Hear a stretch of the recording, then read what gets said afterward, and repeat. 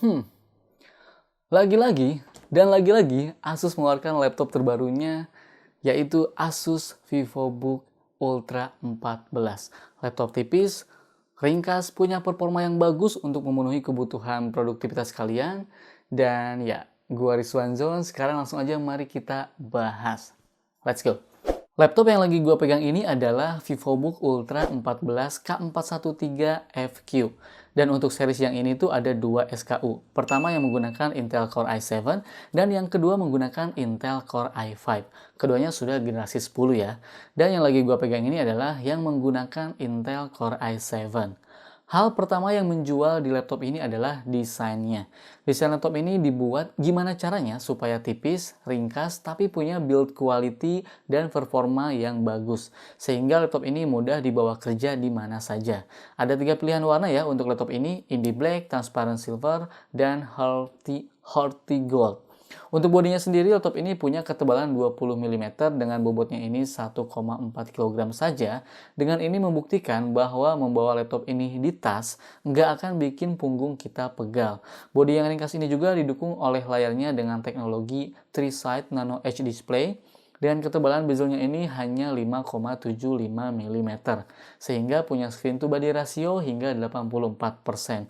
Dan untuk NTSC-nya ini hanya 45%. Ukurannya ini 14 inci dengan sudut pandang 178 derajat dan sudah dilengkapi dengan sistem tuning video yaitu Asus True to Life Video Technology. Teknologi ini yang biasanya ada di TV-TV kelas atas.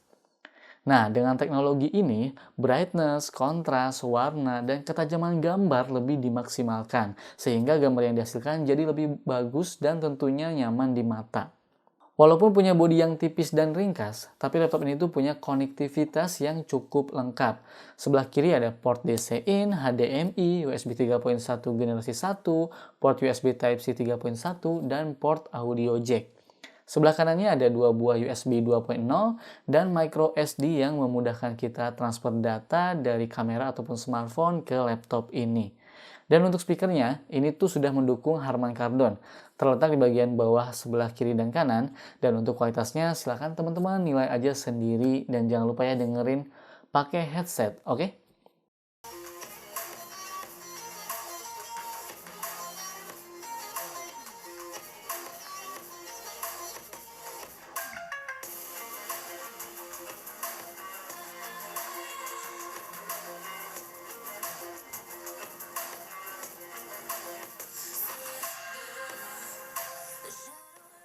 Kemudian untuk speknya, laptop ini tuh menggunakan Intel Core i7 generasi 10 dengan VGA-nya ini NVIDIA GeForce MX 350.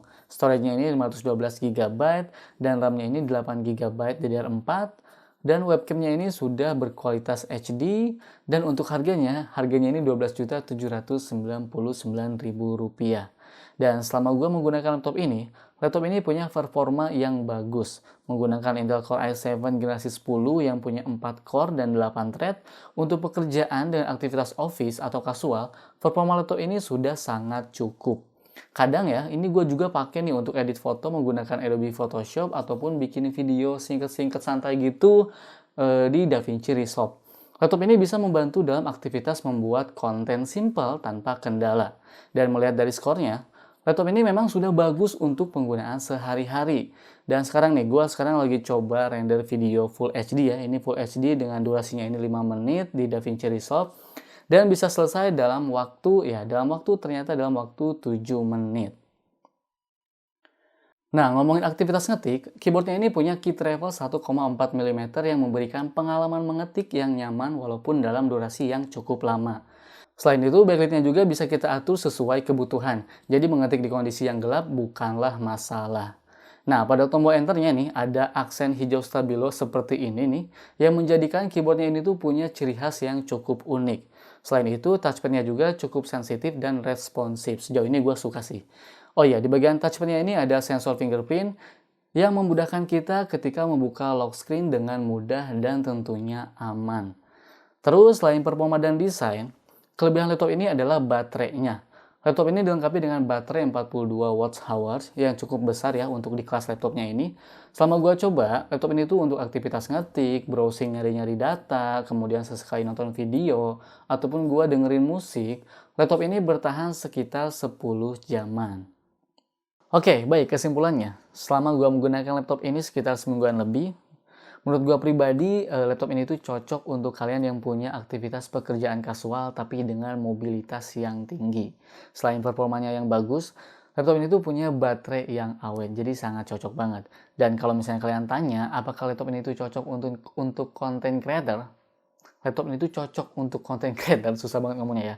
Kalau menurut gue pribadi, ini tuh cocok-cocok aja, asal content creatornya itu yang enggak terlalu memikirkan yang namanya akurasi warna.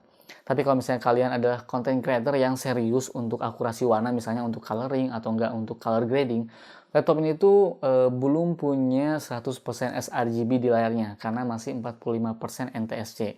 Jadi kalau menurut gue, untuk memenuhi kebutuhan aktivitas sehari-hari secara kasual, laptop ini tuh udah cocok banget. Dan silakan kalian kalau misalnya kalian mau beli, linknya di kolom deskripsi. Gua pamit, ya, bye. Oh iya, ini tuh sweaternya dari Asus VivoBook. Cakep ya? Nih. Wih, wih.